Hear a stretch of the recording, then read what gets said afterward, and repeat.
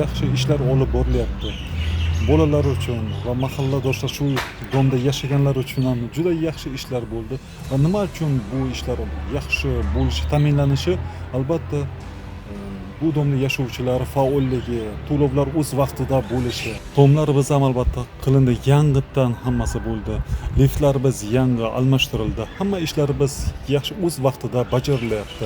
Yaqinda bolalarimiz uchun maydon yaratildi. Juda ham katta hashar o'z faoliyatimiz bilan juda ham yaxshi darajada ishlar olib borilyapti. Biz bu bo'lib o'tayotgan ishlardan albatta xursandmiz. Davlatimiz bizga yaratib berayotgan sharoitlardan, misol uchun biz kuchimiz yetmasa bu davlat tarafidan bo'layotgan kuchlardan biz minnatdormiz albatta.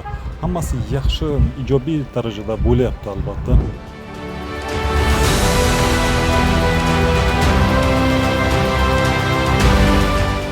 Domimiz juda ham fayzli va obod deb namunali mahallalardan deb baralla ayta olamiz.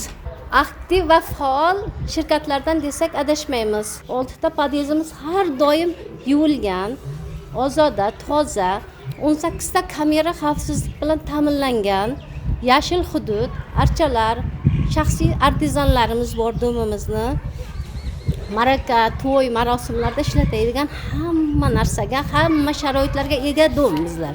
Domimizning orqasida hashar yo'li bilan stadionlar barpo etdik. 18-aprel uy-joy kommunalchilar kuni. O'sha bayram bilan butun Samarqandda ishlaydiganlarni tabriklayman chin yuragimdan. Domimiz nomidan, Nodira Begim mahallasi nomidan tabriklayman. Hammalari doimo sog' yursinlar.